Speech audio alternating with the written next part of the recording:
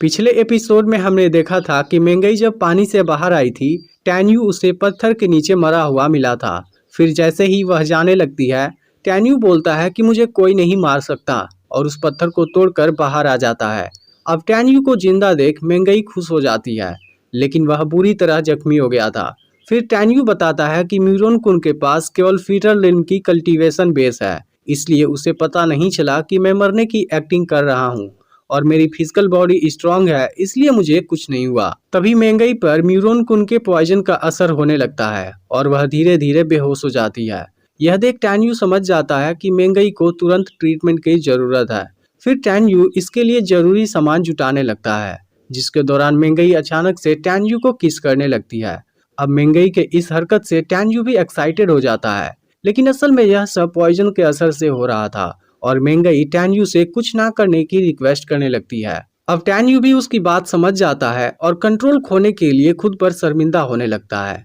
तभी मेंगई बेहोशी की हालत में कहने लगती है कि मैं मरना नहीं चाहती, मुझे अपनी मदर को बचाना है और अपने फादर से बदला लेना है। उसकी ये बातें सुनकर टैन्यू समझ जाता है कि उसकी तरह मेंगई भी किसी मुसीबत में फंसी हुई है। अब टैन्यू तुरंत मेंगई पर अपनी पावर का यूज करने लगता है और उसके अंदर से पॉइजन को निकालने लगता है। इसके कुछ देर बाद मेंगई के अंदर से सारा पॉइजन निकल जाता है, लेकिन टैन्यू ने इसे जिस तरीके से निकाला था इसके बारे में मेंगई से नहीं बताने का डिसाइड करता है। फिर हम देखते हैं कि मेंगई का कुछ कपड़ा फटा हुआ है। तभी टैन्यू की नजर उसके जख्मी पैर पर जाती है और वह तुरंत उसके ऊपर कपड़ा बांधने लगता है, जिसे मेंगई चुपके से देखने लगती है। इसके कुछ देर बाद मेंगई उठती है और जब अपने कपड़े को फटा हुआ देखती है, वह इस बारे में टैन्यू से पूछती है। तब टैन्यू कहता है कि तुम्हें यहाँ लाते समय कपड़ा पत्थर में फंसकर फट गया था। इसके बाद मेंगई टैन्यू को सॉरी बोलती है, क्योंकि उसकी वजह से टैन्यू भी खतरे में पड़ा हुआ है। तब इस पर टैन्यू कहता है कि तुम्हें बचाना मेरा कर्तव्य था। फिर टैन्यू म्यूरोन कुन के बारे में पूछता है। तब मेंगई बताती है कि म्यूरोन कुन के ग्रैंडफादर वहाँ बीस्ट डिवीजन के सेकेंड एल्डर हैं और म्यूरोन कुन खुद ड्रैगन लिस्ट में 10वीं रैंक पर है। अब मेंगई टैन्यू को म्यूरोन कुन से केयरफुल रहने के लिए बोलती है, लेकिन इसके अलावा वह इसे वेंग से भी बचने के लिए बोलती है, क्योंकि इसने वेंग के कजिन क्वान जी को मारा है, इसलिए वेंग टैन्यू से बदला लेने की जरूर कोशिश करेगा। इसके बाद टैन्यू ड्रैगन लिस्ट के 10वीं रैंक के बारे में पूछता है। फिर मेंगई उसे बताती है कि यह लोग काफी पावरफुल होते हैं। तभी टैन्यू को बोई के बेटे लियू रुलोंग के बारे में याद आता है और वह मेंगई से इसके बारे में पूछता है। तब मेंगई उसके बारे में बताती है कि उसे खुद लॉ एनफोर्समेंट एल्डर ने बड़ा किया है और इस समय लियू रुलोंग ड्रैगन लिस्ट में 3रे नंबर पर है। अब मेंगई समझ गई थी कि टैन्यू का उसके साथ भी कोई पंगा हुआ है, इसलिए वह टैन्यू को सेक्ट में एक्स्ट्रा केयरफुल रहने के लिए कहती है, क्योंकि वहां पर इसके तीनों दुश्मन मौजूद हैं। अब दोनों उसी जगह पर रात बिताते हैं। सुबह में टैन्यू ने मछली पकाया होता है और वह मेंगई को खाने के लिए देता है, लेकिन इसी दौरान मेंगई को अपने मदर की याद आ जाती है और इस बात से वह काफी इमोशनल हो जाती है। इसके बाद मेंगई सेक्ट के लिए जाने लगती है, लेकिन उसका पैर जख्मी होता है, इसलिए टैन्यू उसे उठाकर ले जाने की बात करता है, लेकिन मेंगई उसे मना कर देती है। फिर वह जैसे ही चलने की कोशिश करती है, वह गिरने वाली होती है, लेकिन टैन्यू उसे पकड़ लेता है और उसे अपनी बाहों में उठाकर ऊपर आ जाता है। फिर वहां से टैन्यू मेंगई को अपने ब्लड स्पिरिट लायन पर लेकर सेक्ट की तरफ जाने लगता है। इस दौरान मेंगई टैन्यू से पूछती है कि तुम्हारी कल्टीवेशन स्पीड एक आम इंसान से तेज क्यों है। तब टैन्यू कहता है कि मेरी कल्टीवेशन मेथड सबसे अलग है और केवल मैं ही इसे कर सकता हूँ। अब कुछ समय बाद दोनों हुआंगफू सेक्ट के एंट्रेंस पर आ जाते हैं, जहाँ कुछ स्टूडेंट मेंगई को टैन्यू के बाहों में देख हैरान होते हैं, क्योंकि सबको पता है कि म्यूरोन कुन मेंगई को पाना चाहता है। फिर मेंगई टैन्यू को डीकन के पास चलने के लिए कहती है, जहां से उसे अपना आइडेंटिटी टोकन मिलेगा। अब दोनों डीकन के पास जाते हैं और मेंगई डीकन को टैन्यू के बारे में बताती है।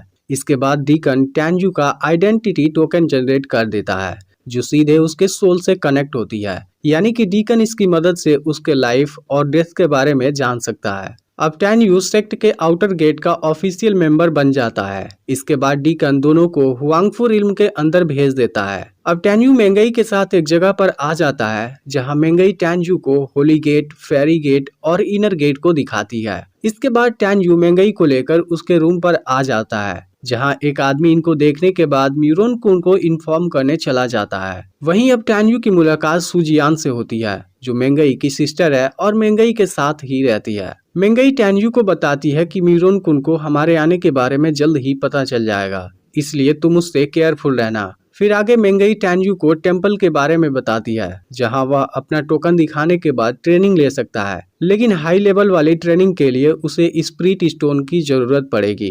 अब टैन्यू उसकी सारी बातें समझ जाता है और पूछता है कि फायर पाउडर की शॉप कहाँ पर है। फिर मेंगई बताती है कि फायर पाउडर वाली शॉप इनर गेट के अंदर है, लेकिन उस जगह सिर्फ वही जा सकता है जो फिटल सोल रिल्म तक पहुंच गया हो और इनर गेट का मेंबर हो। इसके बाद टैन्यू यहाँ से जाने लगता है। तभी मेंगई बताती है कि 25 दिन बाद आउटर गेट के ग्रेट एल्डर कोई इम्पोर्टेंट अनाउंसमेंट करने वाले हैं, जिसे सभी स्टूडेंट अटेंड करेंगे। अब टैन्यू इस समय काफी वीक हो गया है और इस जगह उसके 3 दुश्मन मौजूद हैं, इसलिए वह कहीं छुपकर कल्टीवेशन प्रैक्टिस करना चाहता है। अब टैन्यू सीक्रेट रिल्म वाली जगह पर आ जाता है और सुयू वैली के अंदर जाने का डिसाइड करता है। तब सीनियर उसे वहां जाने से मना करते हैं क्योंकि वह जगह बहुत ही खतरनाक है और टैन्यू अभी फिटल सोल रिल्म के लेवल पर भी नहीं पहुंचा है। लेकिन टैन्यू नहीं मानता और स्पिरिट स्टोन देने के बाद अंदर जाने लगता है। लेकिन तभी वह अपने पीछे कुछ लोगों को देखता है, जिसमें से 4 स्पिरिट फिटल रिल्म के 8वीं लेवल पर होते हैं और एक 9वीं लेवल पर होता है।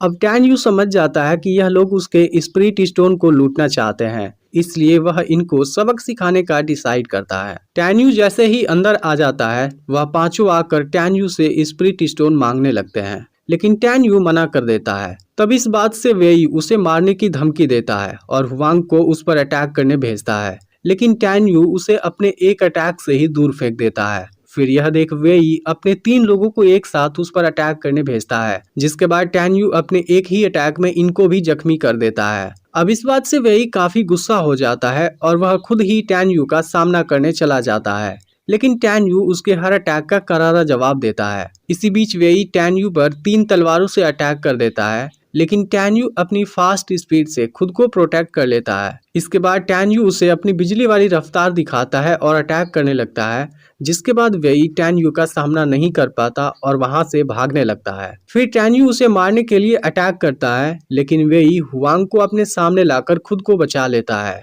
अब वेई टैन्यू से काफी डर गया होता है और फिर से भागने की कोशिश करता है, लेकिन टैन्यू उसे बुरी तरह जख्मी कर देता है। फिर वेई कहता है कि मैं सीनियर लिंग हू का ब्रदर हूँ, अगर मुझे कुछ हुआ तो लिंग हू तुम्हें नहीं छोड़ेगा, क्योंकि वह इनर गेट के चीफ एल्डर का ग्रैंडसन है और उसकी पावर भी तुमसे ज्यादा है। लेकिन जो कोई भी टैन्यू को परेशान करता है वह उसे जिंदा नहीं छोड़ता, इसलिए टैन्यू पर वेई के किसी भी बात का असर नहीं होता और वह उसे तुरंत वहीं मार देता है। इसके बाद वेई के आदमी लिंग हू के पास जाते हैं और बताते हैं कि स्पिरिट फीचर रिल्म के 7वें लेवल वाले एक लड़के ने वेई को मार दिया है। यह सुनते ही लिंग हू हैरान हो जाता है, उसे यकीन नहीं होता कि 7वें लेवल वाला कोई लड़का ऐसा कर सकता है। फिर भी उसने लिंग हू के भाई को मारा है, इसलिए वह टैन्यू को खोजने ये टियान को भेजता है। दूसरी तरफ म्यूरोन कुन का आदमी उसे मेंगई और उसके साथ वाले लड़के के बारे में बता देता है। यह सुनकर म्यूरोन कुन भी काफी हैरान होता है, क्योंकि उसने खुद अपनी आंखों से टैन्यू को मरा हुआ देखा था।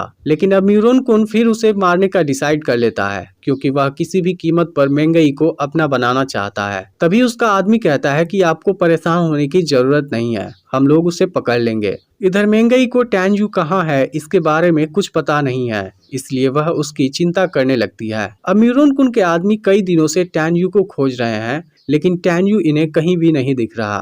तभी हम टैन्यू को देखते हैं, जो अब स्पिरिट फिटल रिल्म के 8वीं लेवल पर पहुंच गया है, और अगर वह 9वीं लेवल पर पहुंच जाएगा तब होंग मेंग की पहली लेवल वाली बॉडी कंप्लीट हो जाएगी, जिसकी मदद से वह लिंग हू को आसानी से हरा सकता है। तभी टैन्यू को ग्रेट एल्डर के होने वाले अनाउंसमेंट के बारे में याद आता है, इसलिए वह तुरंत यहाँ से जाने वाला होता है, लेकिन तभी उसे कुछ दिखाई देता है। अब इसका अगला पार्ट भी बहुत ही जल्द अपलोड होगा, इसलिए चैनल को सब्सक्राइब करके नोटिफिकेशन को ऑल पर सेट कर लेना, और पिछला पार्ट मिस हो गया हो तो लेफ्ट वाली वीडियो देख लेना।